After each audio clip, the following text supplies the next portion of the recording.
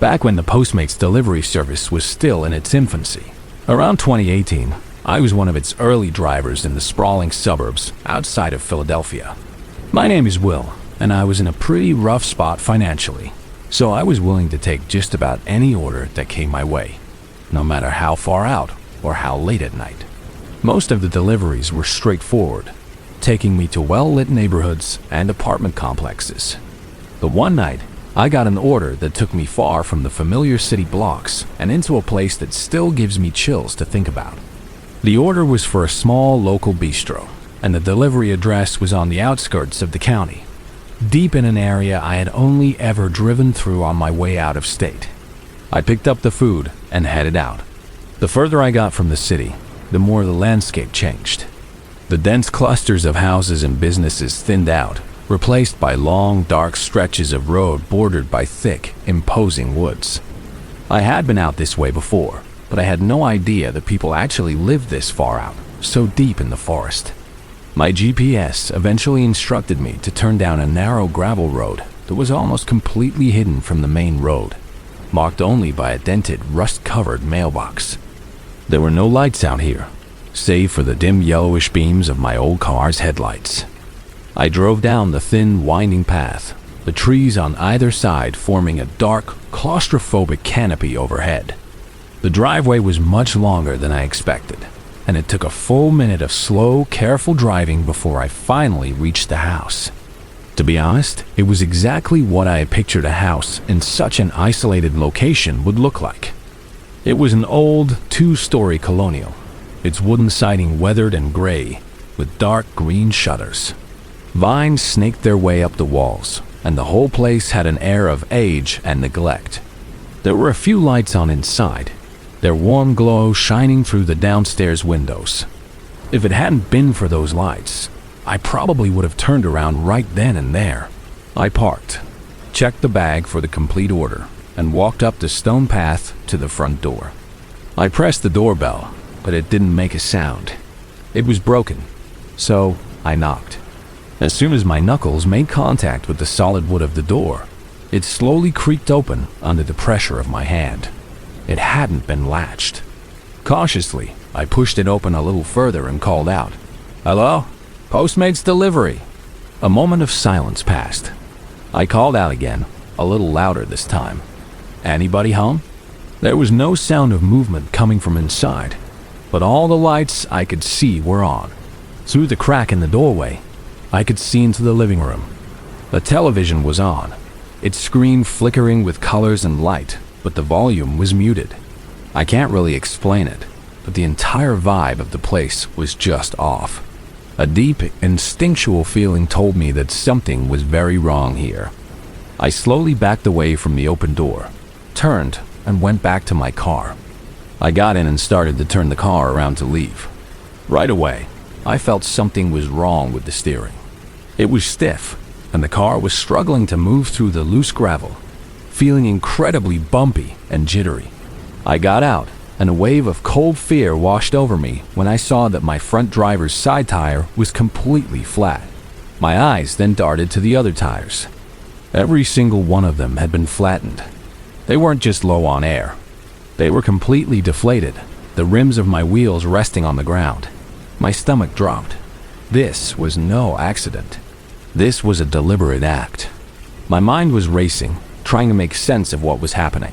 What terrified me the most was the uncertainty. Had someone placed something sharp, like a spike strip, on the driveway for me to run over? Or had someone come up behind me while I was at the front door and slash my tires? Either way, the horrifying truth was the same. Someone was out here with me, way out in the woods, in the middle of nowhere. I scrambled back into my car and locked the doors. I grabbed my phone to call for help, but just as I had feared, there was no signal. As I sat there, frantically trying to think of what to do, I saw a light flicker in the house. Then, the front door, which I had left slightly ajar, swung open wider. A man was standing in the doorway. He was tall and broad, just a dark silhouette against the light from inside the house. Without any hesitation, he started walking quickly and purposefully over to my car. I didn't think twice.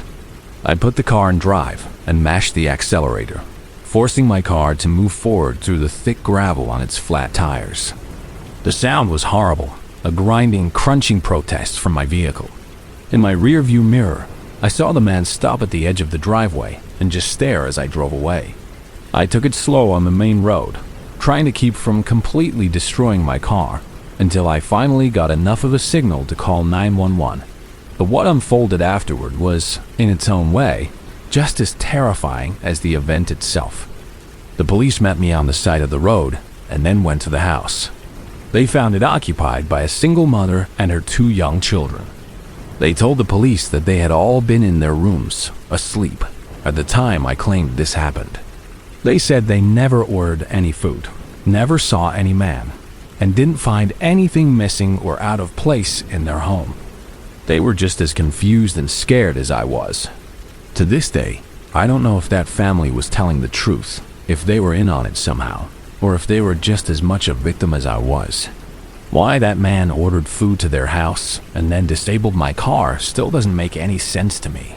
The only theory I've ever been able to come up with is that he was planning to do something horrible to that family, and I was somehow meant to be the fall guy.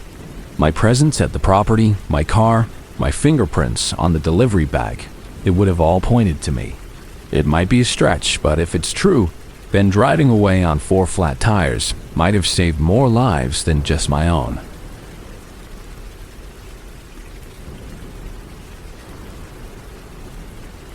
My name is Jenna, and I have one of those modern jobs that allows me to work from anywhere, which for me is a small 1-bedroom apartment in Charlotte, North Carolina. I'm a remote data analyst for a financial firm, which sounds more exciting than it is.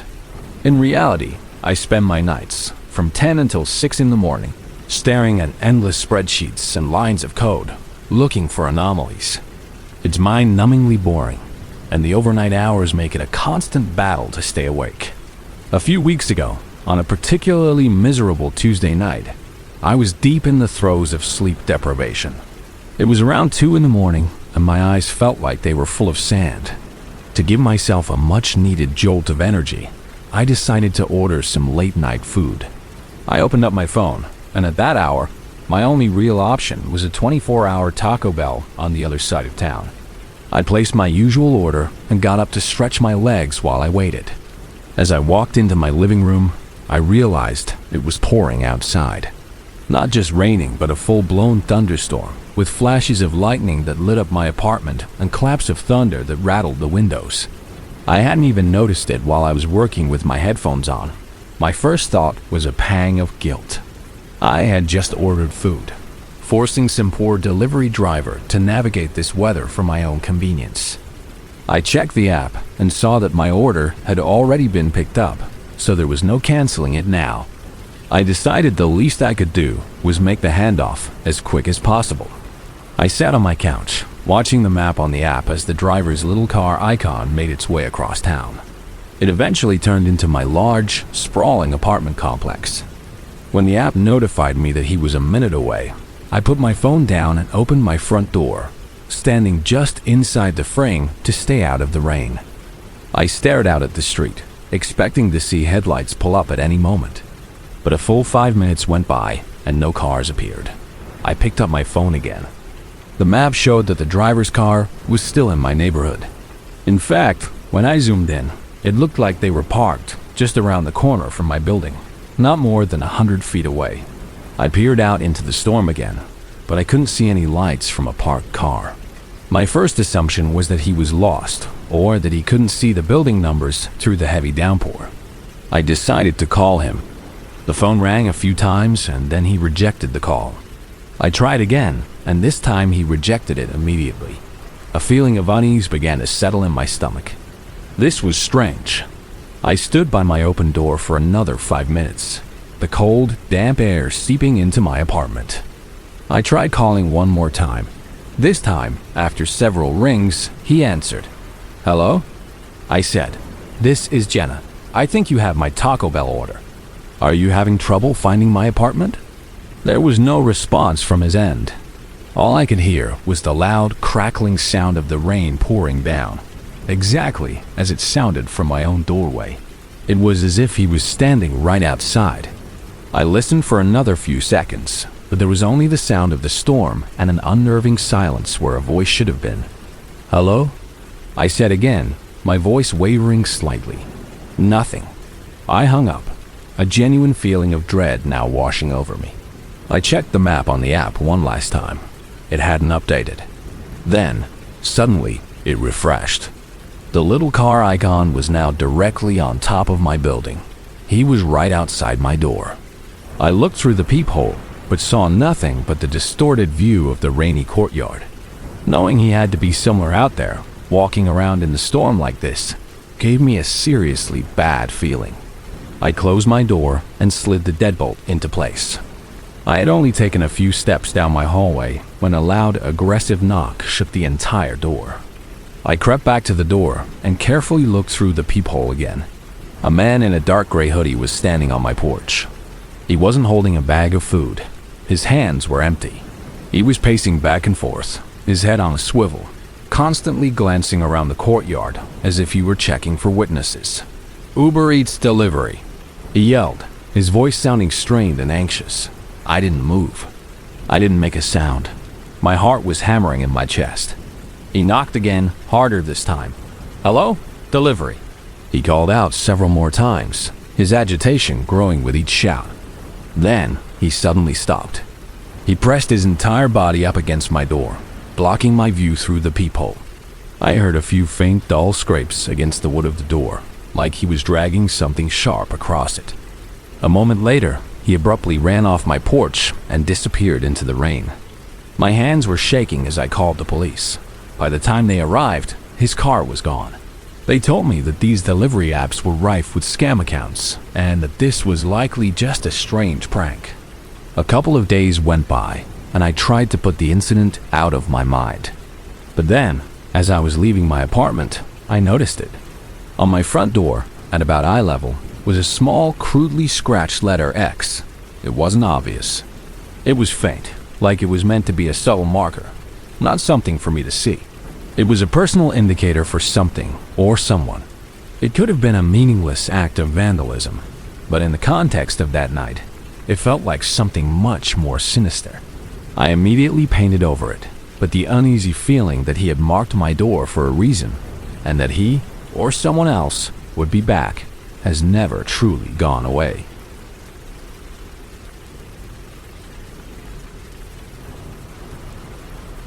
Jude's.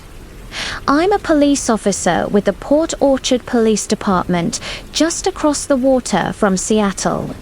My name is Frank Miller, and I've been on the force for 16 years. In that time, I've seen my share of strange things, but nothing prepared me for what happened in the fall of 2022. Our shifts are a chaotic mess, constantly rotating between days, swings, and nights. You never really get used to it. Your body just learns to run on caffeine and adrenaline. On this particular Tuesday, I was pulling a 10 to 10, a 12-hour overnight shift that usually consisted of dealing with bar fights and the occasional domestic dispute. Around 2 in the morning, the dispatcher's voice crackled over the radio. It was a call about trespassers on private property. The location she gave made me sigh. It was the old St. Jude's Hospital, a massive derelict building perched on a hill at the edge of town, overlooking the Sinclair Inlet. It had been abandoned for well over a decade, left to rot and become the subject of local ghost stories. For teenagers, it was a magnet. It was the go-to spot for drinking, doing drugs, and spray painting nonsense on the walls. We got calls to go out there at least once a month. This would be my 4th trip to St. Jude's, and I expected it to be the same old story. I'd roll up, walk in, and either find a group of kids who I'd lecture and send on their way, or I'd hear them scatter like rats and run off into the woods. Frankly, I was too tired to care which it was. I had no intention of arresting anyone. I just needed them off the property so I could go back to the station and finish my lukewarm coffee. The drive up the winding, pothole-ridden road to the hospital was always eerie. The skeletal branches of overgrown trees clawed at the sides of my patrol car, and the building itself loomed out of the darkness like a decaying monument. As I pulled up to the crumbling main entrance, I cut my headlights and immediately saw something that was out of the ordinary. On the second floor, a single flashlight beam was cutting through the grime-caked windows. But it wasn't moving like a group of kids exploring. It was moving incredibly fast, darting from one window to the next in a frantic, panicked way, as if someone was sprinting down the entire length of the hallway. Then, just as quickly as it appeared, it vanished. This was different.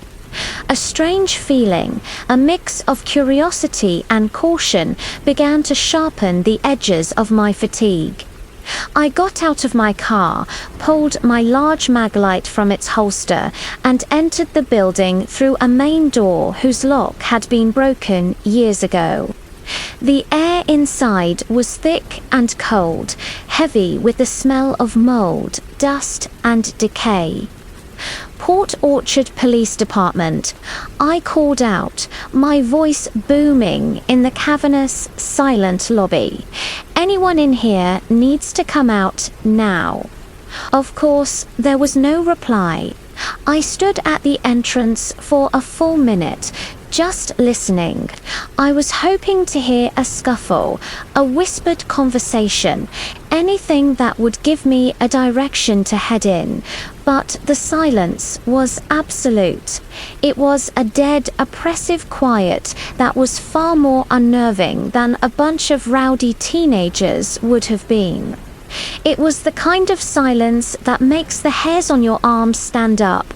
My hand instinctively went to the holster of my service weapon, my fingers resting on the grip. You always hear stories about officers being led into traps, and while it was probably just my tired mind getting the best of me, I wasn't taking any chances. I began my sweep, my flashlight beam cutting a path through the darkness. The ground floor was a wreck of overturned furniture and debris. I moved toward the main staircase, its marble steps littered with shattered glass that crunched under my boots. As I placed my foot on the first step to head up to the second floor, a loud, jarring thud echoed from directly above me. It sounded like a heavy piece of furniture being slammed against a wall. It was definitely from the second floor, where I'd seen the light. "This is your last chance," I yelled, my voice much harsher this time. "Come out with your hands up." I took the stairs, 2 at a time, my light held high. When I reached the top, I was in a long, dark hallway. I shined my flashlight all the way to the end, but saw nothing. No movement, no sign of anyone.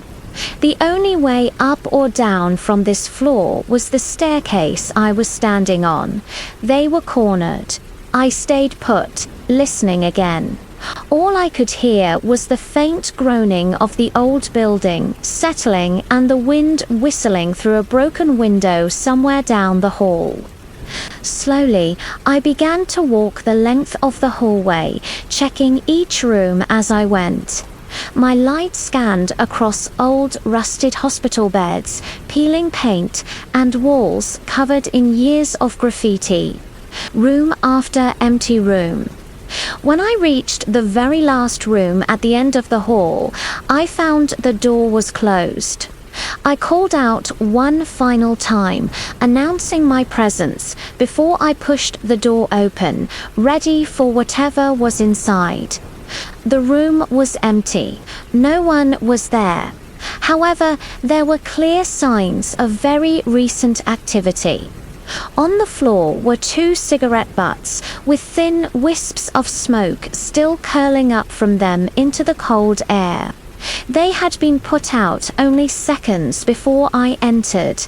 My senses were on high alert. I knew they hadn't come past me down the stairs. The only other way out was a large window on the far wall, its glass shattered.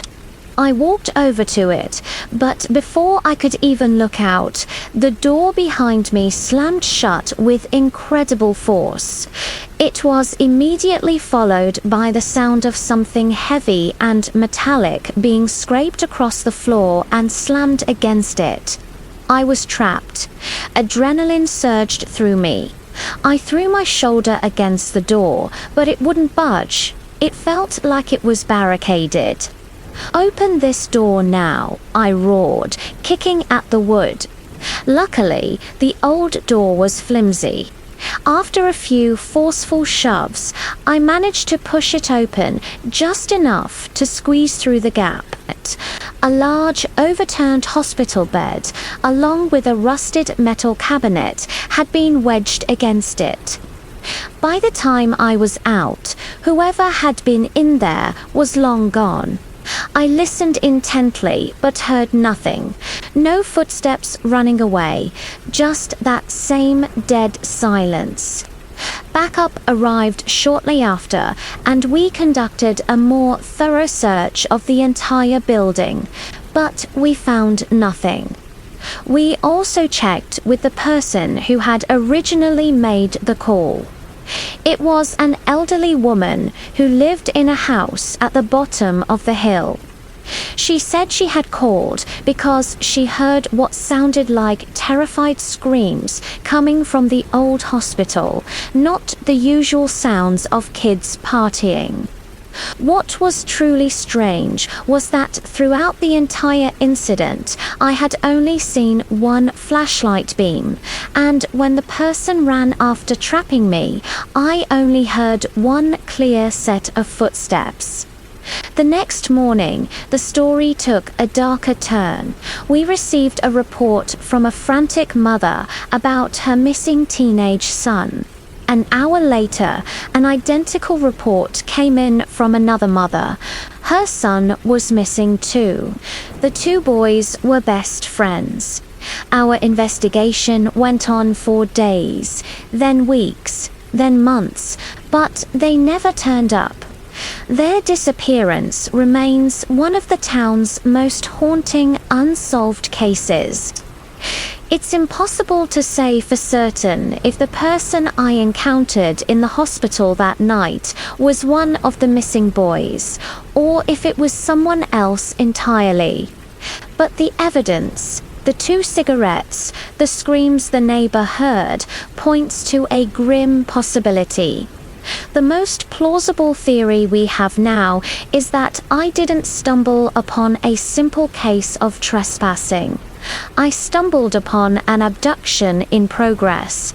The person who trapped me in that room wasn't one of the kids.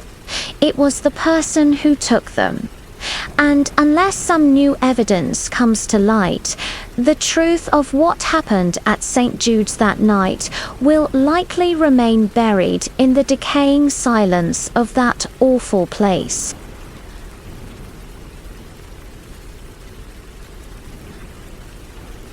My name is Alex. I'm back in the fall of 2022.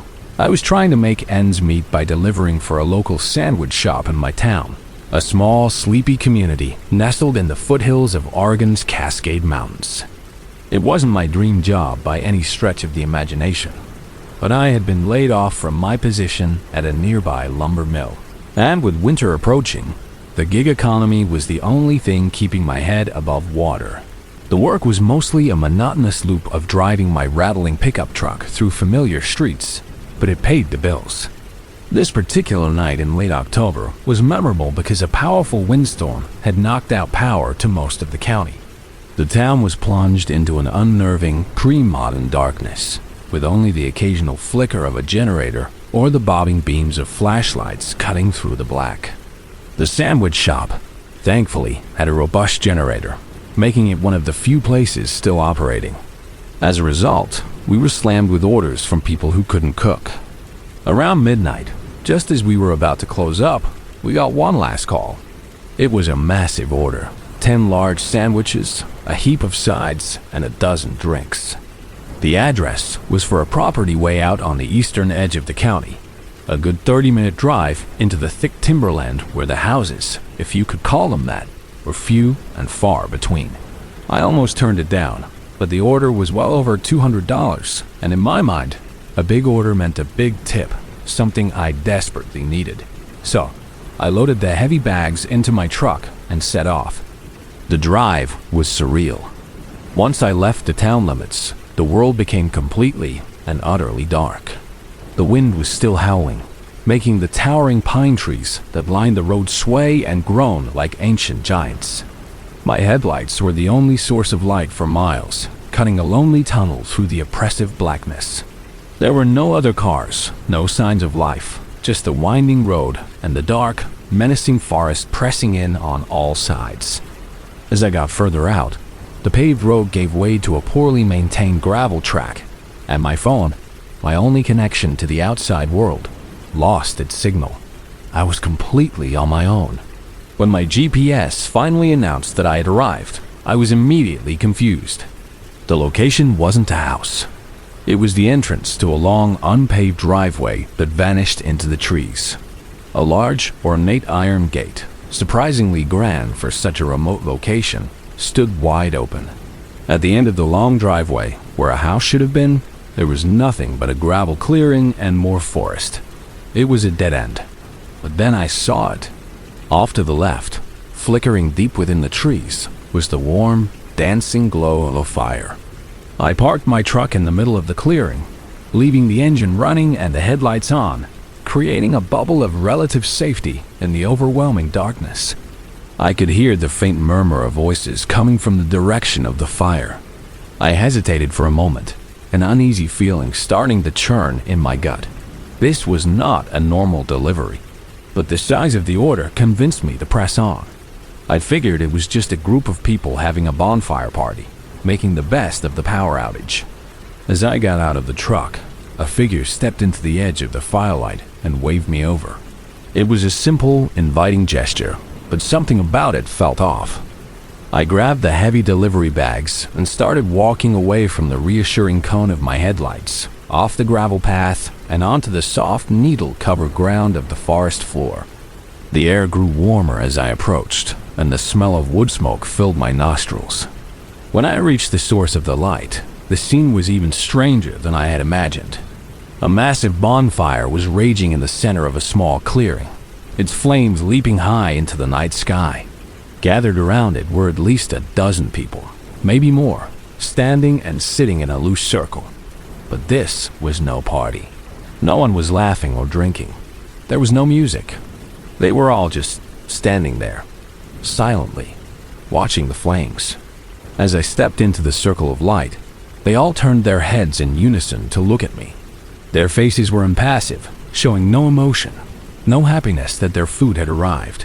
The silence was absolute, broken only by the crackle and hiss of the fire. I stood there awkwardly on the edge of the clearing, holding the bags of food. It felt like I had stumbled into some kind of strange, silent ritual. A few moments later, a tall, gaunt man detached himself from the group and walked toward me. He took the bags from my hands without a word and passed them to someone else, who placed them on the ground. The whole group continued to stare at me with a detached, unnerving curiosity. Before I could even think to ask for the payment, I heard a rustling sound in the woods behind me, back in the direction of my truck. From the darkness, several more people emerged and walked into the firelight, joining the silent circle. There were at least 20 of them now, all with the same blank, watchful expressions. The feeling of being an unwelcome intruder intensified into a raw, primal fear. This was wrong. Everything about this was wrong. I abandoned all thought of the money. I just needed to get out of there. I turned quickly and started walking back the way I came, my heart hammering against my ribs. I could feel their eyes on my back with every step. I glanced over my shoulder a couple of times. They were all still standing by the fire, just as I had left them, a silent, motionless congregation in the woods. As I finally broke through the tree line and the welcome sight of my truck's headlights came into view, my heart nearly stopped. Two figures, crouched low to the ground, were next to my front driver's side tire. The instant my headlights illuminated them, they shot up and sprinted away from the truck, disappearing into the dense forest on the other side of the clearing with astonishing speed. I didn't stop to investigate. I didn't care what they had been doing. I scrambled into the driver's seat, slammed the door, and threw the truck into reverse. I peeled out of the gravel clearing, my tires spinning, and sped down the long, dark driveway without looking back. I didn't feel safe until I was back on the paved road, with the comforting glow of the town visible in the distance. When I got back to the shop, my manager was just locking up. I told him what had happened, and he was as baffled as I was.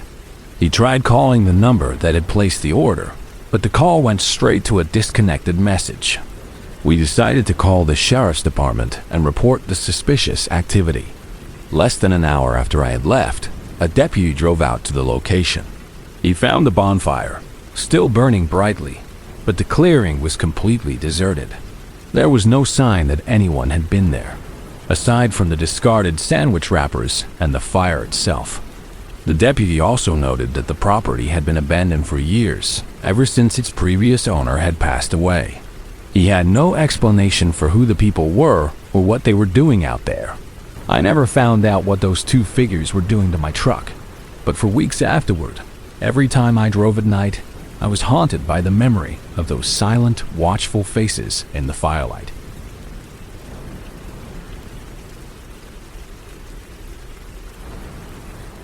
My name is Noah, and for the better part of 2024, I was driving for a food delivery app to supplement the meager income I made from my online freelance writing. The work was flexible, but it often sent me to the far-flung, forgotten corners of the rural Ozark County I lived in, down roads that barely showed up on a map. I had seen my share of strange places and met some peculiar people, but one delivery last summer has stuck with me, a persistent, chilling memory that I can't seem to shake. The night started off slow. It was a sweltering Tuesday in August, and I had spent a couple of hours just driving around the main town, waiting for an order to come through. Finally, around 10, a notification popped up. It was an average-sized order from a local barbecue joint to be delivered about 4 miles outside of town.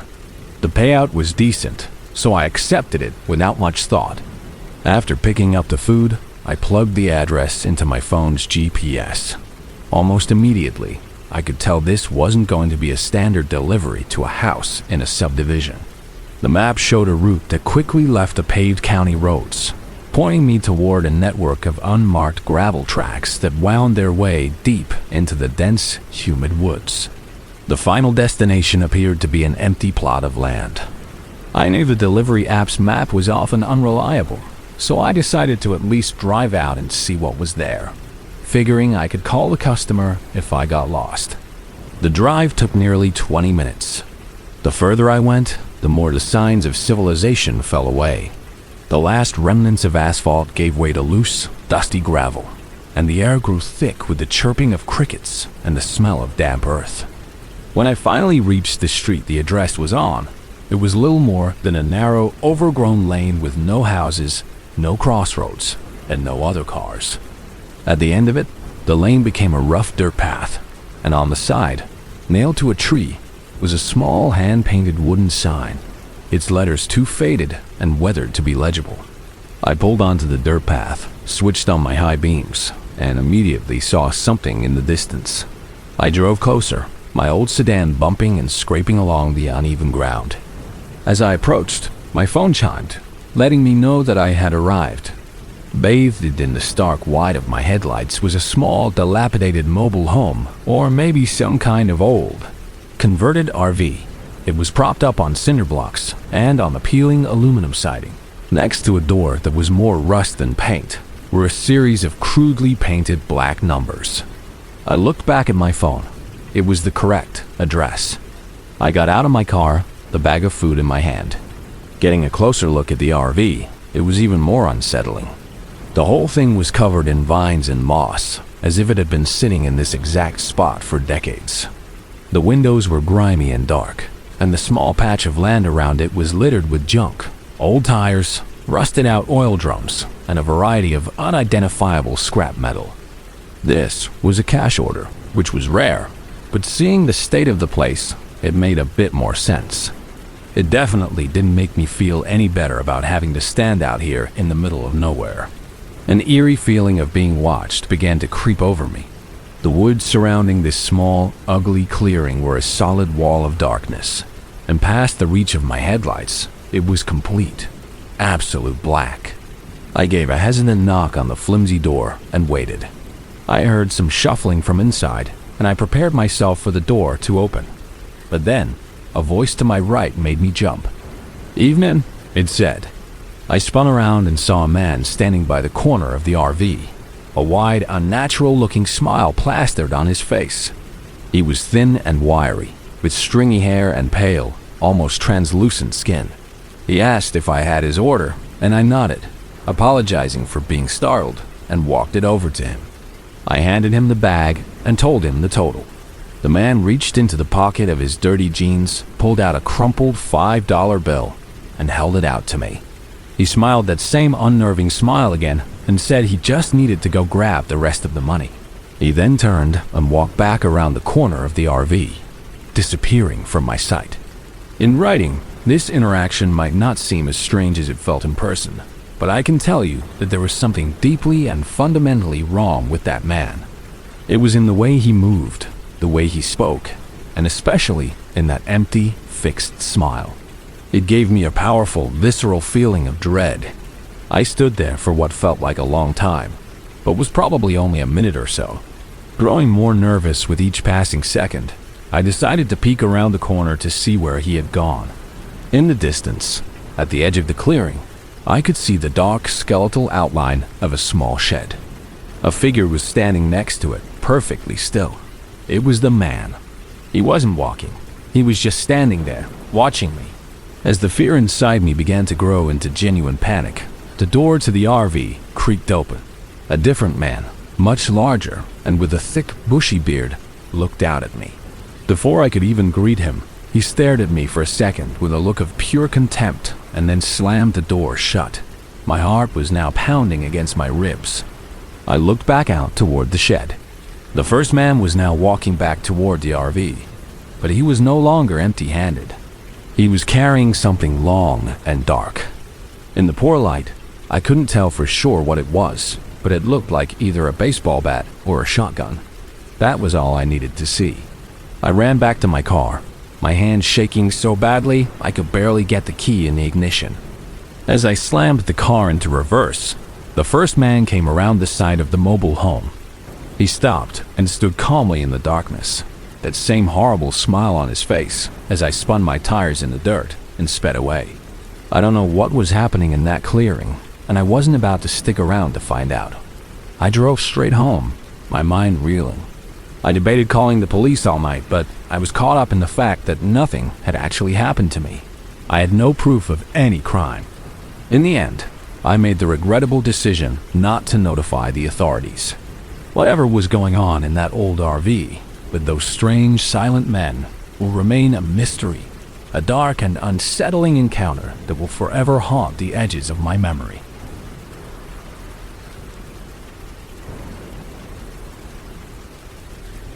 My name is Chris, and for 2 long years, from 2021 to 2023, my life was lived in reverse.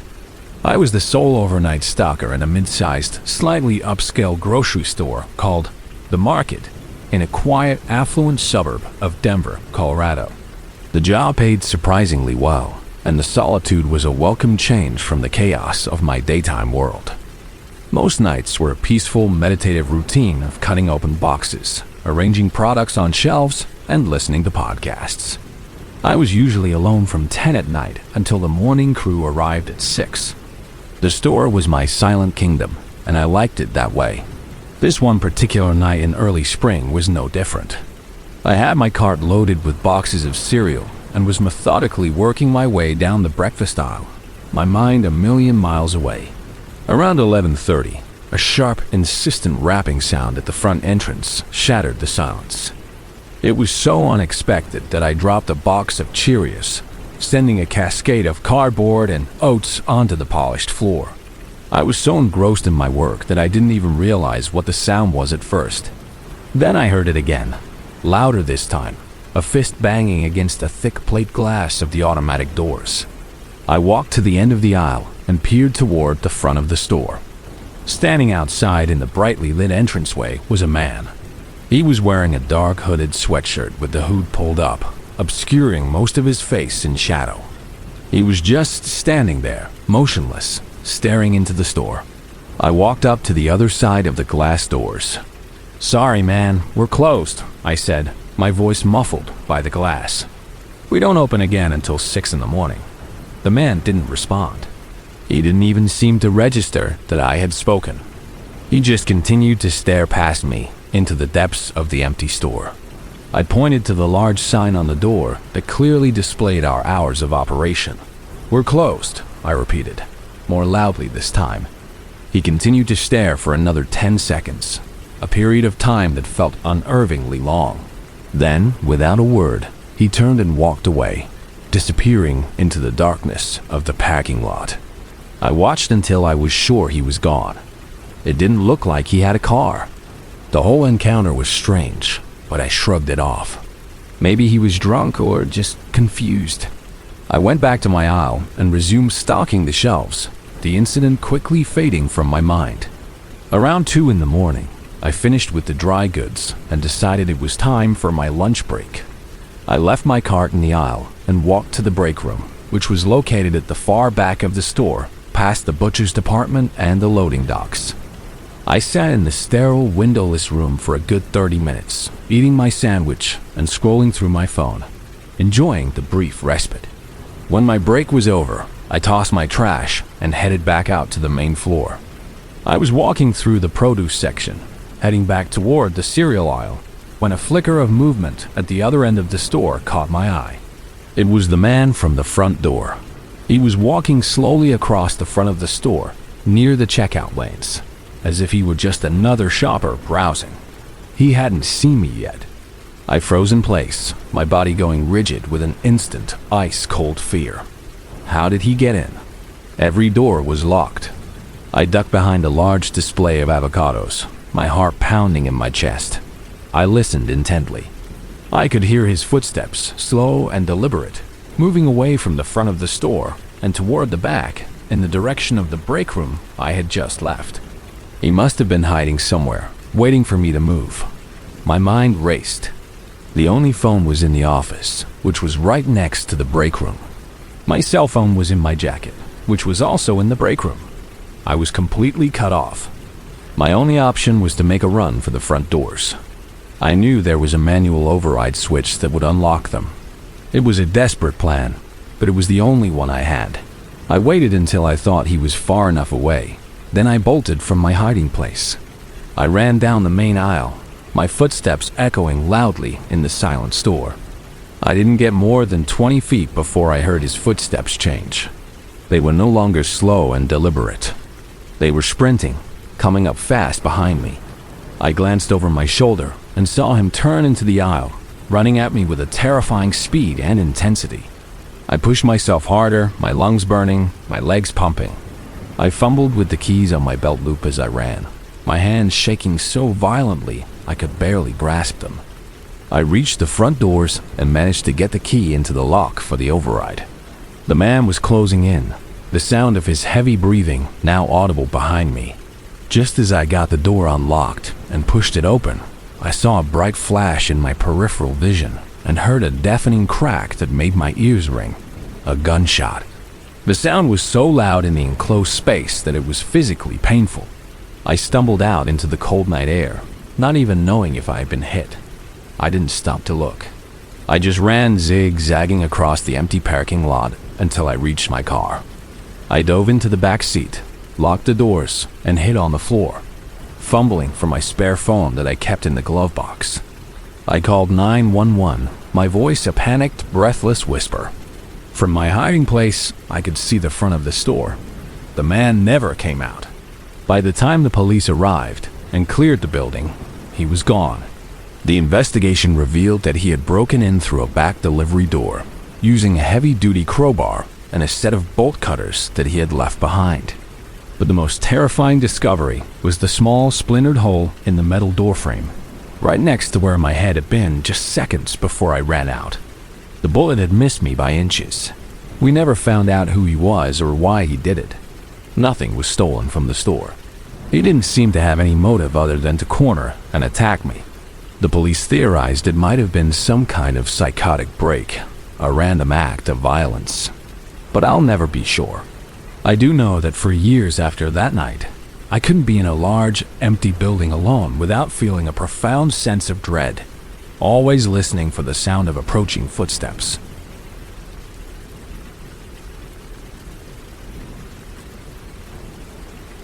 My name is Kevin, and in the early months of 2024, I was the assistant manager of a struggling 24-hour diner called the Starlight Cafe, just off the interstate in northern Florida.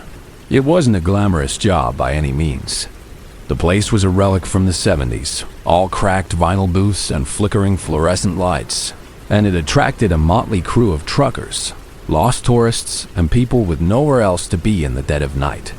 For the most part, I was just a glorified cook and cashier, but the manager title meant that when someone called in sick for the overnight shift, it was my responsibility to cover.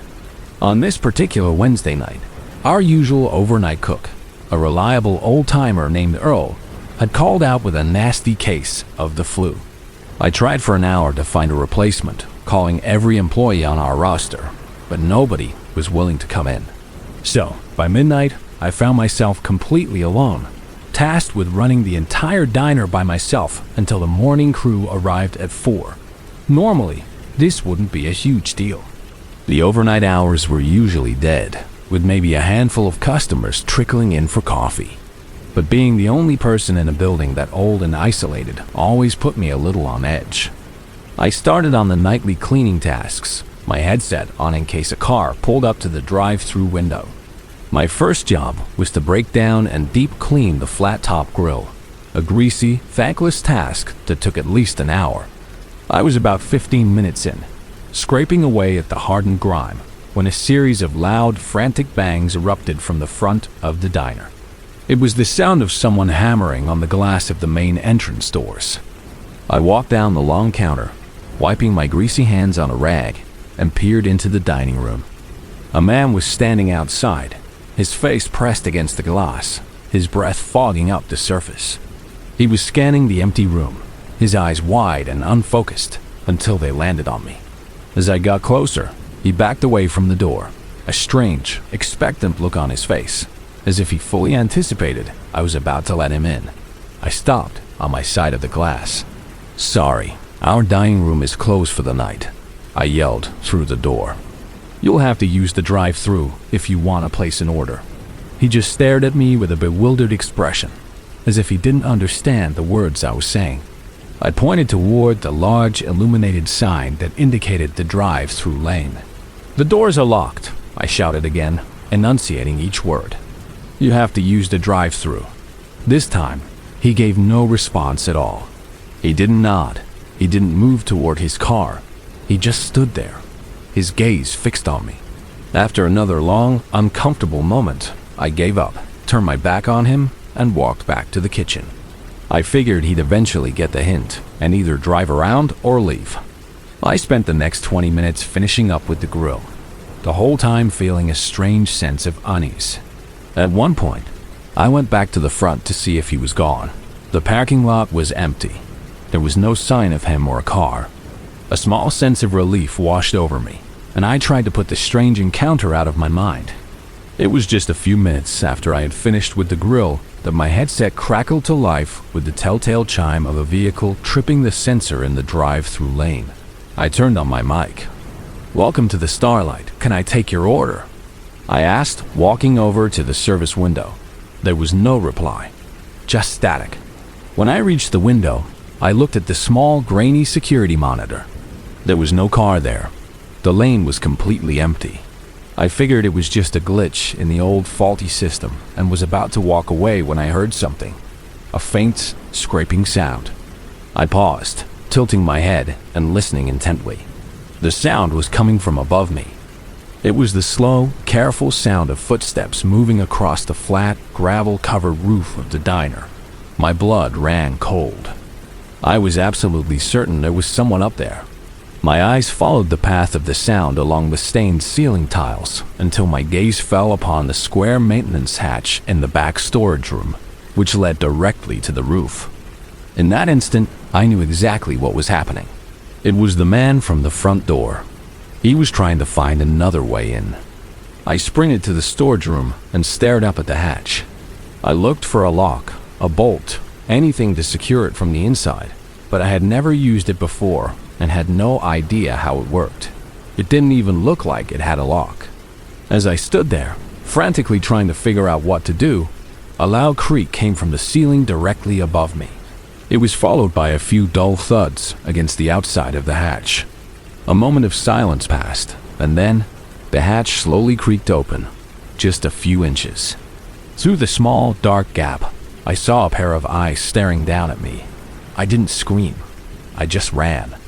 I bolted for the front of the building, hearing a loud crash from the storage room as the hatch was thrown open. I fumbled with the locks on the front door, my hand shaking uncontrollably, and burst out into the night. I ran to my car, got in, and called the police, my voice a frantic mess. While I was on the phone, I watched the diner. I saw a shadow move past the front counter. Then the man appeared. He was standing in the middle of the dining room, but he was looking directly out the window in my direction. He saw me. After a moment, he turned and disappeared back into the kitchen. The panic I felt until the police cruisers pulled in was indescribable. They searched the entire building, inside and out, even going up on the roof, but he was gone. Nothing was stolen. The cash register was untouched, and no equipment was missing. He had simply broken in and then left. It's hard not to come to the chilling conclusion that I was what he was after. This all happened very recently, so there have been no updates. Even with a clear shot of his face from the security cameras, he has yet to be identified. The owner of the diner installed a heavy-duty padlock on the inside of the hatch, a precaution that should have been there all along. But I still can't shake the fear, wondering about the man's true intentions and if he might be out there somewhere, watching, waiting for another chance to find me alone.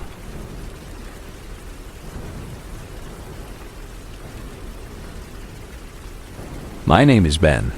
In the summer of 2024, when I was 19, I was slinging pizzas for a local joint called Gino's Pizzeria to save up for a new transmission for my aging Honda Civic. It wasn't a glamorous job, but the tips were usually decent, and it beat flipping burgers.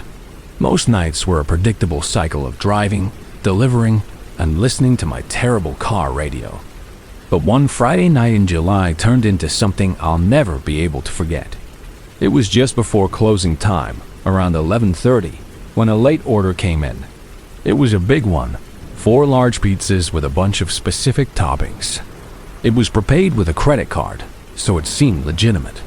I glanced at the address and didn't recognize the street, but the GPS said it was only about 15 minutes away in a newer suburban development on the north side of town. The delivery instructions were what first struck me as odd. They didn't list a house number. Instead, the note said, Greenway Trail, 3rd entrance on Maple Creek Drive. Meet at the wooden bench next to the big oak tree. I'm wearing a blue shirt. It was weird, but I figured it was probably just some kids having a late night hangout in the park. The neighborhood was a maze of winding roads and identical-looking houses. My GPS seemed just as confused as I was, recalculating the route 3 times before I finally found Maple Creek Drive. I located the 3rd entrance to the Greenway, a small, unassuming gravel path that disappeared into a dark stretch of woods between 2 McMansions. I parked on the side of the road, grabbed a warming bag with the 4 pizzas, and got out. A short way down the path, illuminated by a single dim solar-powered lamppost, I saw a man sitting on a bench. He was wearing a blue shirt. As I approached, he waved nervously. When I got closer, I could see he was a guy in his late 20s, and he was clearly on edge. He was sweating profusely despite the mild night air, and his eyes kept darting back and forth between me and the darkness of the trail behind him. "Hey, you got the pizzas?" he asked, his voice strained. "Yeah, man, 4 larges," I said, trying to sound cheerful. "That'll be." Before I could finish, he stood up and started fumbling in his wallet for cash to give me a tip. His hands were shaking so badly that he dropped the entire wallet, spilling cards and cash onto the gravel path. Sorry, he muttered, scooping everything up hastily. He was talking to himself under his breath, repeating phrases like, "It's fine, everything is going to be fine." He looked utterly terrified. A cold feeling of dread began to creep up my spine. This didn't feel like a party. It felt like something else entirely. "Hey man, are you all right?" I asked. He stopped his muttering and looked up at me. In his eyes, I saw a look of pure, helpless fear that I had never seen in a person before. It was the look of an animal caught in a trap. That look sent a jolt of adrenaline through my system. At that exact moment, we both heard it, the sharp snap of a twig from the dark woods just off the path behind us. Before either of us could react, a figure stepped out of the shadows. He was tall, dressed entirely in black, and wearing a full balaclava that covered his entire head, with only his cold eyes visible. In his hand, he held a large, gleaming hunting knife. He moved with a quiet, predatory confidence that was absolutely terrifying. He wasn't some random mugger. This was calculated. He ignored me completely at first, his gaze fixed on the man in the blue shirt. "You brought the bait," the attacker said, his voice a low, menacing whisper. "Good boy." My blood ran cold. The bait. He was talking about me. The pizza order, the specific instructions, it was all a setup. This wasn't a robbery. The attacker gestured with his knife. "Drop your phone and wallet," he said to me, his voice calm and flat. I quickly did as he said, tossing my belongings onto the ground next to the pizza boxes. He didn't even glance at them. His only interest was the other guy. He forced both of us off the well-lit path and into the pitch-black woods, prodding us from behind with the tip of his knife. He led us down a barely visible trail, moving with an unnerving familiarity through the trees. My mind was racing, trying to process what was happening. I was just a pawn.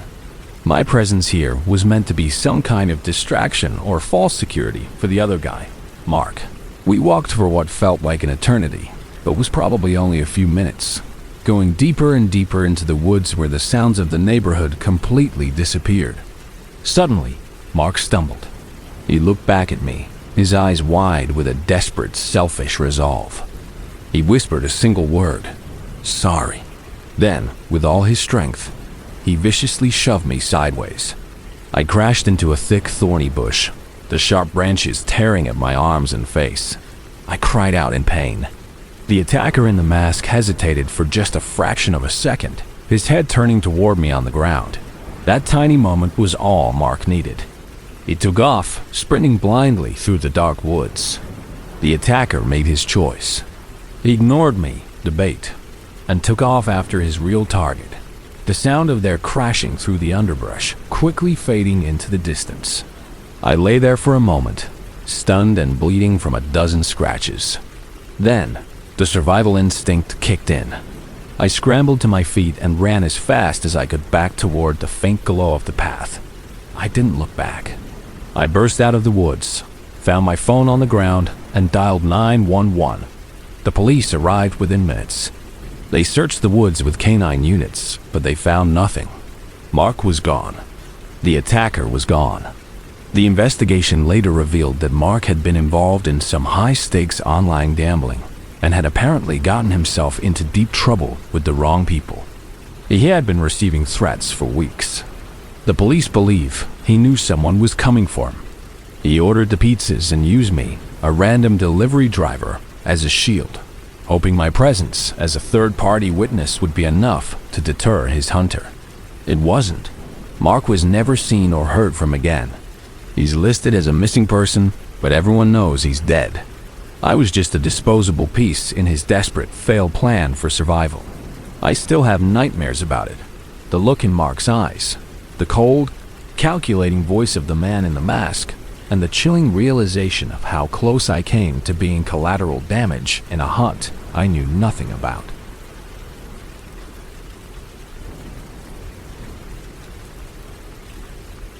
In the winter of 2024, I was working a job that felt like a special kind of purgatory.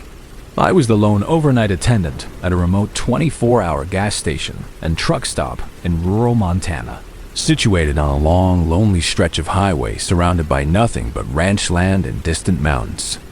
My name is Sam, and at 21, my life ambitions had stalled out somewhere between paying rent and figuring out what to do with myself. The 11 to 7 shift was brutal, but it paid decently, and the isolation meant I rarely had to deal with people, which I considered a major perk. Most nights were a slow-motion blur of cleaning, restocking, and fighting off sleep. This particular night in January, a full-blown blizzard had descended upon the region. The wind howled like a wounded animal, and the snow was coming down so thick and fast it was like the world had been erased beyond the hazy glow of the station's fluorescent lights. I had seen my coworker, Dave, off at 11, watching his truck fishtail down the driveway before disappearing into the white chaos. Now, it was just me, the humming coolers, and the storm. My manager had left a short to-do list, but I knew I could knock it all out in under an hour. To make the time pass more slowly, I decided to put it off, opting instead to sit behind the counter and scroll through my phone, feeling like the last man on earth. Sometime after midnight, a pair of headlights cut through the swirling snow, and an old, beaten-up Ford Bronco pulled into the station.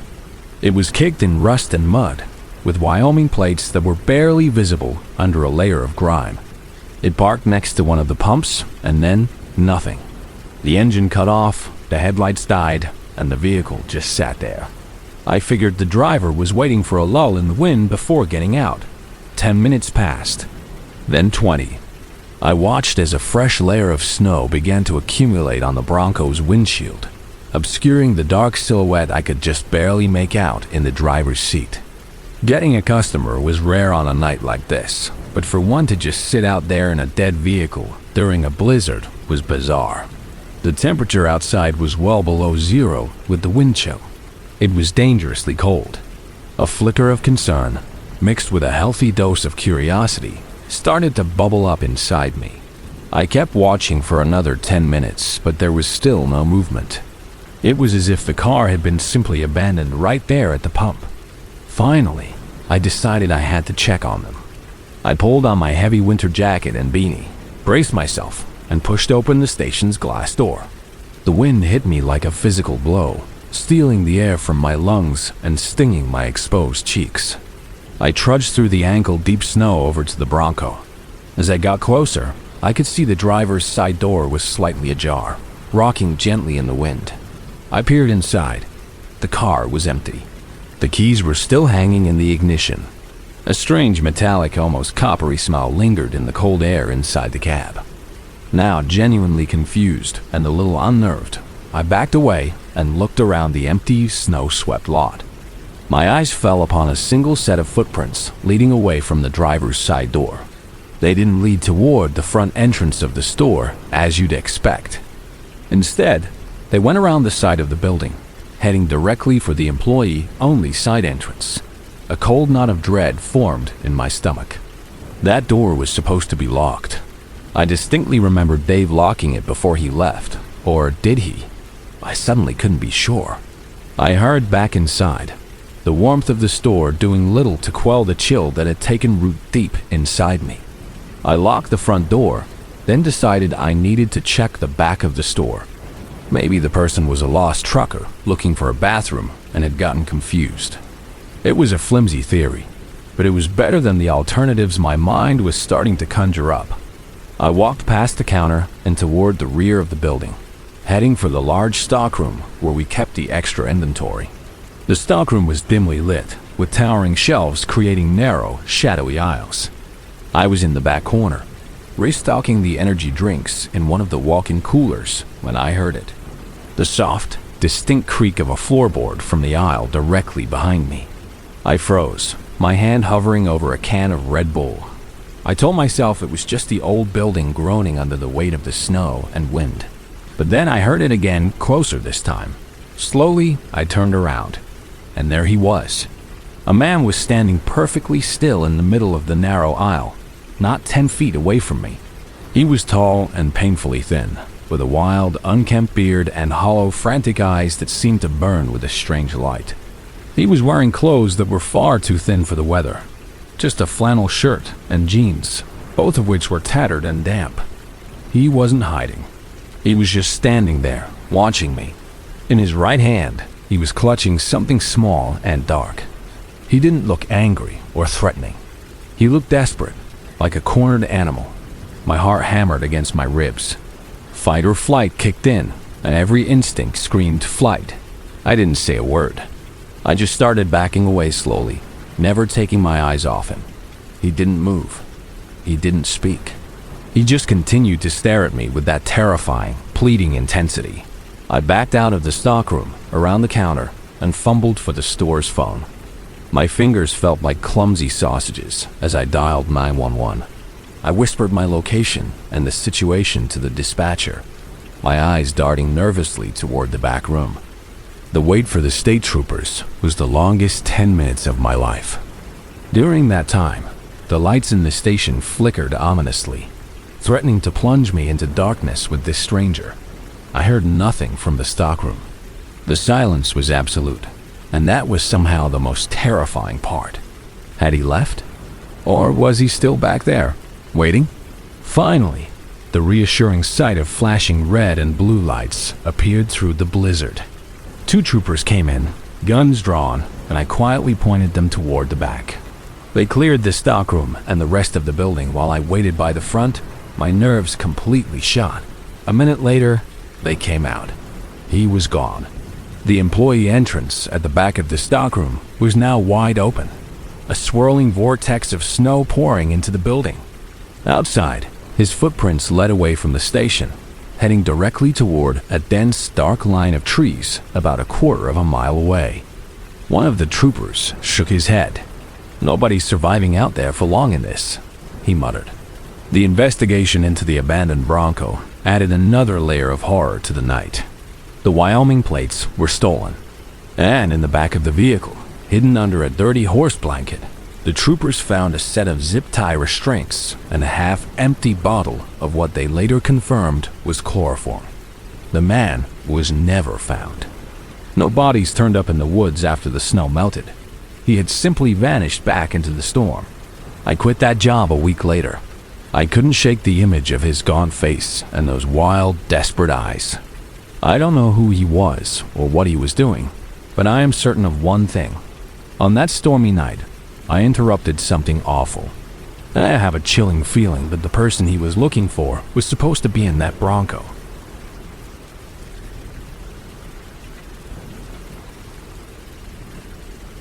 My name is Maya, and for a while in late 2023, my life was a mess. I'd been laid off from a perfectly good graphic design job, and the only work I could find to cover my rent was delivering food for a local Italian restaurant in my small Northern California town. The pay was terrible, and the hours were worse. I spent most nights driving my beat-up 2004 Toyota Camry down dark country roads, the car smelling perpetually of garlic bread and marinara sauce. This one night in November started like any other. It was around 2 in the morning, and I was heading back to town after my last delivery. I decided to take a shortcut, a winding 2-lane road that cut through a dense redwood forest. It was notorious for its thick, soupy fog that would roll in off the coast, but it saved me about 15 minutes, and I was exhausted. Tonight, the fog was particularly bad, a heavy, wet blanket that limited my visibility to barely 20 feet beyond my headlights. There were no streetlights out here, no other cars, and definitely no cell service. It was just me, my rattling car, and the oppressive silence of the forest. Suddenly, my car began to shudder and lurch. The engine sputtered, coughed, and then, with a final, pathetic groan, it died. I coasted to a stop, the car rolling halfway onto the soft, grassy shoulder. The sudden silence was deafening, broken only by the faint drip of condensation from the trees. I tried the ignition again and again, but the engine wouldn't even turn over. With a frustrated sigh, I got out to see if I could spot anything obviously wrong, though I knew next to nothing about cars. The fog was so thick it felt like I could taste it. It swirled around me, muffling all sound and creating strange, shifting shapes in the darkness. I shined my phone's flashlight on the engine to no avail. As I stood there, a profound sense of isolation washing over me, I looked down the road in the direction I had come from. Far away, at the very edge of where my weak headlights dissipated into the gloom, I saw a figure. It was just a tall, dark silhouette, standing perfectly still in the middle of the road. It was too far to make out any details, but its stillness was deeply unsettling. I stared for a second, and a cold dread washed over me. I quickly got back in my car and locked the doors. When I looked back in my rearview mirror a moment later, the figure was gone. I knew I needed help, but my phone showed no signal. I remembered that there was sometimes a single bar of service about a quarter-mile back, near a bend in the road. I sat in the car for a minute, my heart pounding, before deciding I had no other choice. I got out and started walking, constantly looking over my shoulder, my footsteps sounding unnervingly loud on the wet asphalt. The entire time, I had the horrible feeling that I was being watched from the dark, silent woods that lined the road. I'd finally found a flickering bar of service and quickly called my friend, Sarah. I explained my situation, and she promised she would come get me, though she was at least 45 minutes away. The walk back to my car was even worse. Every rustle of leaves, every snap of a twig, sent a jolt of fear through me. I got back in, locked the doors again, and began the long, terrifying wait. To distract myself, I opened the box of the undelivered calamari and started eating it cold. The fog seemed to grow even denser, pressing in on the car from all sides. My world had shrunk to the small, fragile bubble of my Camry. I kept seeing movement in my peripheral vision, flickering shadows at the edge of the woods, shapes that would form and dissipate in the swirling mist. I tried to convince myself it was just my tired, paranoid mind playing tricks on me. I don't know how much time had passed when it happened. One moment, I was staring out the windshield into the gray nothingness, and the next, a face was there, right outside my driver's side window. It appeared out of nowhere, illuminated by the glow of my phone screen. It was a man, his face pale and completely expressionless. He didn't smile. He didn't scowl. He just looked at me with cold, dead eyes. He didn't knock. He lifted one finger and tapped gently on the glass. Tap, tap. A scream caught in my throat. I recoiled, pressing myself against the passenger seat. The man didn't react to my terror. He just slowly, methodically tried the handle of my door. When he found it locked, he showed no frustration. He simply began to walk around the car, his movements calm and deliberate as he tested every single door handle. Finding them all locked, he continued to the back of the car and disappeared from my view. I huddled in my seat, trembling, listening. A moment later, I heard a faint metallic scraping sound coming from the trunk. Just then, a glow appeared far down the road. It grew brighter and brighter as a pair of headlights began to cut through the oppressive fog. It was Sarah. The man at my trunk must have seen the lights too. He stopped what he was doing. I saw him for a final time in my rearview mirror as he stepped away from my car. He looked directly at me, his face still a blank mask, and then he simply turned and melted back into the forest, disappearing as if he were made of the fog itself. Sarah pulled up, her face a mask of worry and fear. Maya, who was that man? I saw him in my headlights. He was holding a tire iron and a gun. She yelled as I jumped into her car. We didn't wait. We just got out of there, leaving my car abandoned on the side of the road. We called the police, and they went out with a tow truck to retrieve my Camry the next morning. What they found was horrifying. My car hadn't had a mechanical failure. The gas meter was faulty. It had simply run out of fuel. That was a terrifying coincidence. The man had used the tire iron to pry open my trunk, though nothing was stolen. But the true terror was what a mechanic discovered later that day. While inspecting the car, he found that my brake lines had been expertly and deliberately cut. The man on the road wasn't a random thief or opportunist. He was a predator. He had seen my car break down and had been patiently waiting in the woods. He wasn't just planning to rob me. He was setting a deadly trap. If by some miracle I had gotten my car started, I would have driven off into the foggy night with no way to stop. My car running out of gas, a simple, mundane inconvenience, was the only thing that saved my life. I never found out who he was, and never ever drove down that road again.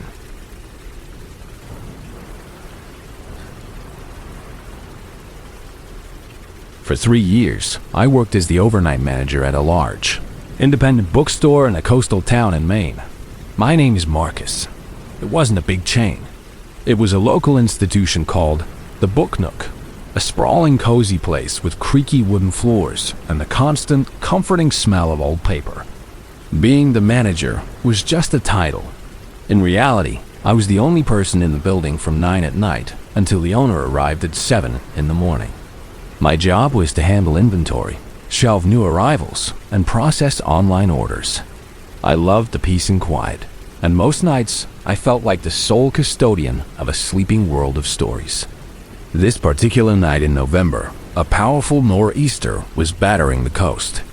The wind howled and screamed, and the rain was coming down in horizontal sheets, slamming against the large storefront windows. The old building groaned and creaked under the assault of the storm, making all sorts of strange noises that I had learned to ignore. I was in the history section, one of the coziest corners of the store, carefully placing new biographies on the shelves. Around 11, I heard a loud, metallic bang that seemed to resonate through the entire building. It sounded like it came from the back of the store, near the warehouse and delivery bay area. My first thought was that the wind had ripped a piece of siding off the building or knocked over the large dumpster outside. The thud was so forceful, it sounded like a car had hit the building. I walked back through the maze of shelves to the rear of the store. There was a solid steel door there, the one used by delivery trucks. The more I thought about it, the more the sound seemed like someone had deliberately banged on that door, as if a driver had shown up unexpectedly. But we had no deliveries scheduled for that night, especially not in this weather. I hesitated for a moment, then unlatched the heavy door and opened it a crack. I was immediately hit with a face full of cold, driving rain and a gust of wind that nearly tore the door from my hand. I stuck my head out and looked down at the empty loading bay. There were no trucks, no cars, no people. Just the storm-tossed night. I quickly pulled the door shut, dried my face on my sleeve, and went back to my work, convincing myself that the noise had just been a particularly violent gust of wind or a strange peal of thunder. I continued working for another hour or so, the sounds of the storm my only company. Around 1 in the morning, I decided to take my lunch break. I went to the small office at the back, heated up my leftovers, and spent about 20 minutes scrolling through the news on my phone. When I was done, I headed back out to the main floor to continue my work. But as I walked through the store, a strange feeling washed over me. The building had gone quiet. The wind had died down slightly, and all I could hear was the gentle, rhythmic ticking of the rain on the roof. The silence gave me an unnerving feeling, a sense that something was out of place. As I reached the end of the main aisle, I saw something that made my heart stop and my blood run cold. There, on the dark, polished wood of the floor, was a perfect, wet footprint. And then another. A trail of them, leading from the front of the store, down the main aisle, and disappearing behind a bookshelf. I approached them cautiously, my mind struggling to comprehend what I was seeing. I was the only person here. I hadn't been to the front of the store all night. I followed the tracks. They led me on a bizarre tour of the store. They went down the fiction aisle, paused in the travel section, and then went all the way to the children's area at the front. There, the single trail of footprints multiplied. There were watery smudges and prints everywhere, as if someone had been wandering aimlessly around the entire front section of the store, walking in circles. The sight was utterly terrifying. Someone had been in the store, walking around, while I was completely oblivious. I didn't hesitate. I sprinted back to the office, my heart pounding in my ears. I slammed the door and locked it, my hands trembling. I immediately called the police and whispered what I had found.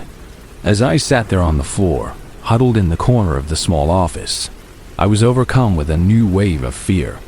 I couldn't see out of the office, and the sound of the rain was just loud enough that I wouldn't be able to hear if someone was moving around outside the door.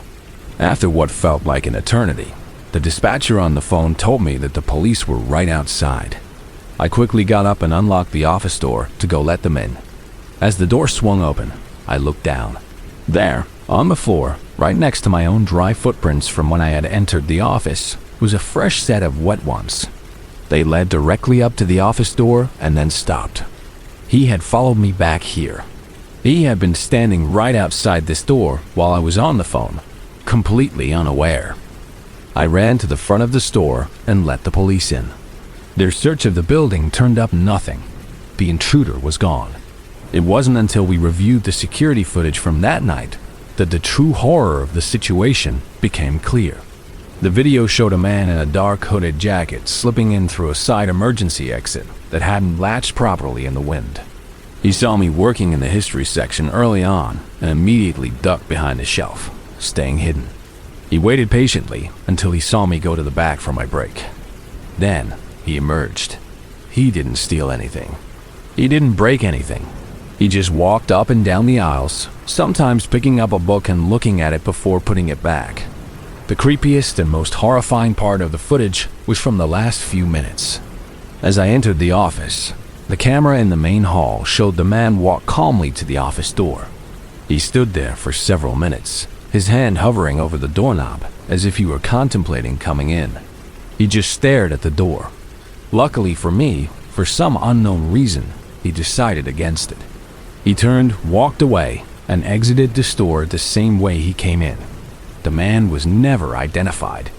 What he was doing that night, and what he would have done if he had decided to turn that doorknob, remains a terrifying, unanswered question that haunts me to this day.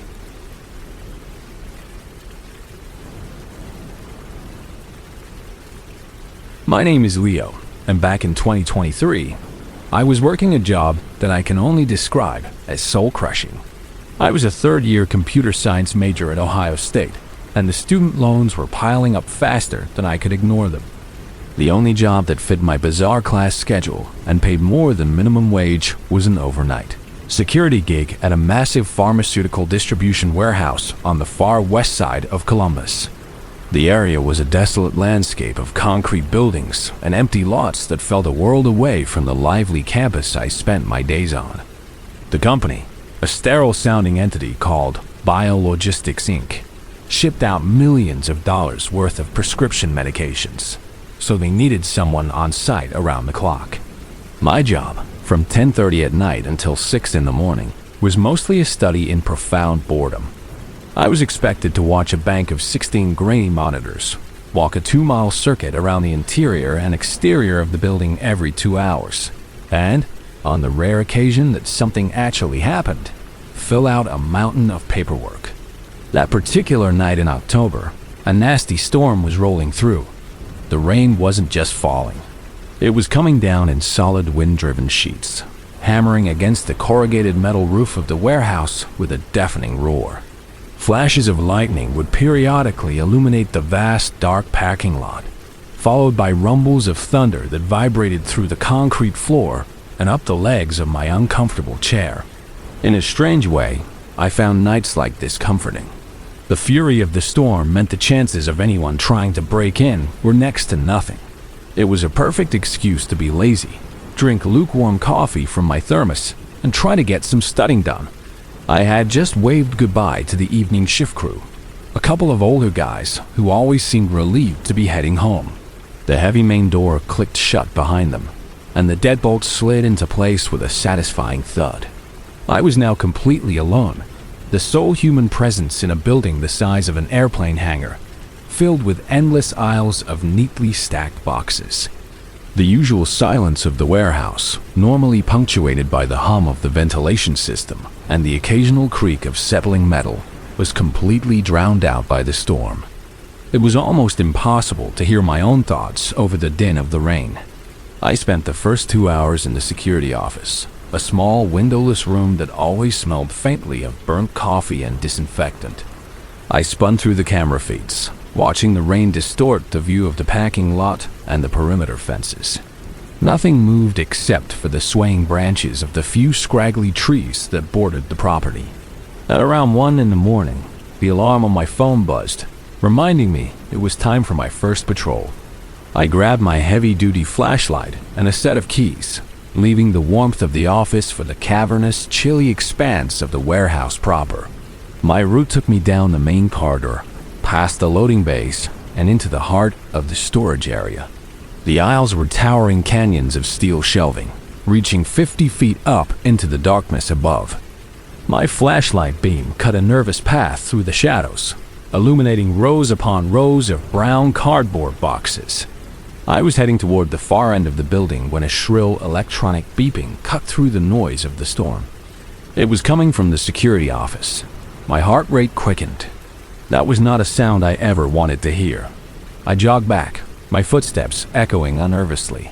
The panel in the office was flashing a red light over a schematic of the building.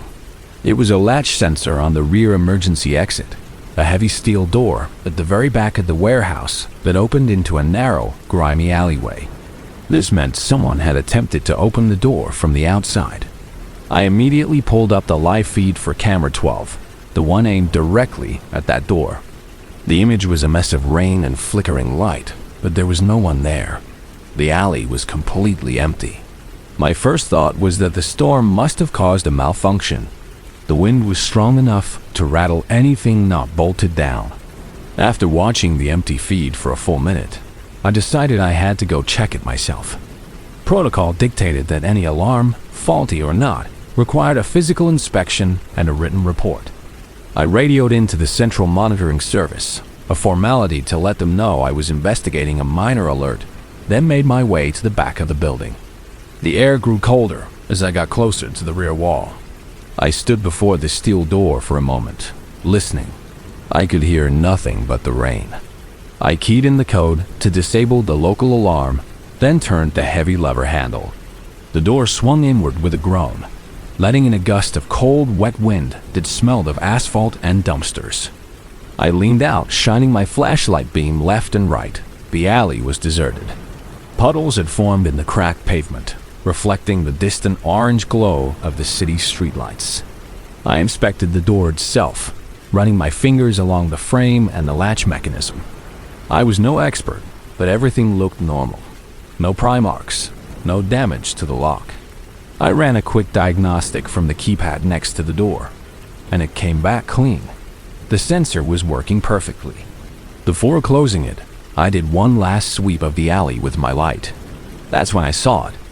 A single fresh boot print in a patch of mud right next to the concrete stoop. It was being quickly washed away by the downpour, but it was undeniably there. Someone had been standing right here, just moments ago. A shiver that had nothing to do with the cold ran down my spine. I quickly pulled the heavy door shut, threw the deadbolt, and made sure it was secure. My mind was racing. Was it a would-be burglar scared off by the alarm? Or was it something else? I walked back to the security office much faster than I had left it. Despite not seeing anyone, the incident was now official. It was logged in the system, and that meant paperwork. I sat down, pulled out the incident report forms, and began to fill in the tedious details. Date, time, sensor number, weather conditions. I was only a few sentences in when a loud, metallic crash echoed from the front of the warehouse. It was so loud it made me physically jump out of my chair, sending a splash of cold coffee across the desk. It wasn't a thud like a box falling. It was a sharp, violent sound, like something heavy being thrown against the concrete floor. I froze, every muscle in my body tensed. I stared down the long, dimly lit main corridor, straining to hear anything over the storm and my own hammering heartbeat. Silence. There was nothing but the rain. Slowly, I crept out of the office, using the wall for cover as if I were in a movie. I stood in the hallway for what felt like an eternity, listening, Nothing. I started walking cautiously toward the front of the building, my flashlight beam shaking in my hand. I checked the tall shelves as I went, looking for a collapsed pallet or a fallen piece of equipment. But as I got closer to the main entrance, I noticed two things simultaneously. First, the roar of the rain was getting louder. Second, I could feel a cold, wet breeze on my face. I rounded the final aisle and my blood turned to ice. The main roll-up door, a massive sheet of steel designed to let semi-trucks in, was wide open. Rain and wind were pouring into the building, and a large puddle was forming on the floor, reflecting the chaotic, stormy sky outside. But that wasn't the worst part. Leading away from the puddle and into the darkness of the aisles were a set of wet, muddy footprints, identical to the one I had seen in the alley. He hadn't been trying to get in through the back. He was already inside. He had opened the back door to see if he could get out that way, then decided against it. My training, what little I had, vanished. All I felt was pure, primal fear. I didn't hesitate. I sprinted back to the tiny security office, slammed the door, and locked it. My hands were trembling so violently, I could barely press the large red emergency button on the console that sent a direct signal to the city police department. As I held the button down, I heard another sound from within the warehouse, a slow, rhythmic scraping. He was dragging something heavy across the floor. I crouched under the desk, trying to make myself as small as possible, listening to the sounds of the intruder and waiting for the police. The scraping stopped, replaced by a few more thuds from deep within the storage area. Then, an unnerving quiet settled over the building, a quiet that was somehow more terrifying than the noise. The minutes stretched into an eternity until, finally, I saw the blessed flash of blue and red lights through the office's small, reinforced window. I stayed hidden until I heard the officers' voices calling out. I met them at the front, babbling out my report, while two of them began a systematic search of the massive warehouse. A few minutes later, they emerged from the back, escorting a tall, gaunt man in handcuffs. He was soaked to the bone, his eyes wide and unfocused. In one of the officers' hands was a heavy claw hammer. They told me they had found him crouched behind a pallet of boxes in the very last aisle, the hammer clutched in his hands. As they led him past me, he turned his head and gave me a cold, empty stare that chilled me more than the rainy night ever could. A few days later, the police detective called me. The man was under the influence of a powerful cocktail of narcotics and was completely incoherent. He gave them no reason for his actions, no motive for the break-in. It was unclear what he had intended to do that night, but the facts remained. He had broken into a secure facility during a storm, armed himself with a hammer, and was hiding in the darkness. Given his intoxicated state, there's no telling what violent impulse he might have acted on if he had found me walking the aisles. I quit that job the next day. Now, whenever a bad storm rolls in and the rain starts hammering on my roof, I can't help but feel its same chilling dread. I double-checked the locks on my doors and windows, haunted by the memory of that night and the terrifying uncertainty of what could have been.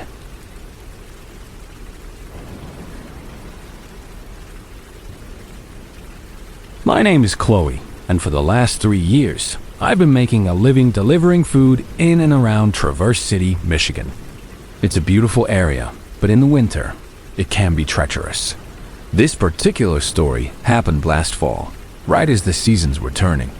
It was late October, and one of the first major lake-effect snowstorms of the year had unexpectedly blanketed the entire region. The snow came down fast and heavy, and most people, unaccustomed to the sudden winter weather, decided to stay home. This was great for me, business-wise. Orders were flooding in, and I was one of the only drivers on the road with an SUV that could handle the conditions. It was almost 1 in the morning when I decided to take one last order. The snow was really starting to pile up, and I was getting tired. The order was from a McDonald's, and the delivery address was only about 10 minutes away. What I didn't consider before accepting was the direction it was in. It was on the old Mission Peninsula, a long, narrow strip of land that juts out into Grand Traverse Bay. It was beautiful, but it was also remote, and it was the complete opposite direction from my apartment. The drive home was going to be long and slow. Annoyed at myself, I picked up the food and headed out of the city. The main roads were slushy, but manageable. As I drove further up the peninsula, however, the civilization began to fall away. The streetlights disappeared, and the plowed roads turned into single snow-covered lanes. The only reason people usually drove this far up was to get to the lighthouse at the very tip. I didn't even know there were residential houses out here. My GPS insisted I was going the right way, so I pressed on, my headlights cutting a lonely path through the swirling snow and the dark, skeletal trees that lined the road. Finally, my GPS told me to turn. The road was a small, unmarked street that was little more than a single lane carved through the dense woods. I slowed down to a crawl, being extra careful. The trees were so close to the road that sliding off would mean getting stuck for the night. I passed a few long, snow-covered driveways that disappeared into the darkness, faint lights visible far off in the trees. Eventually, I reached the driveway I was supposed to turn down. It looked just like the others.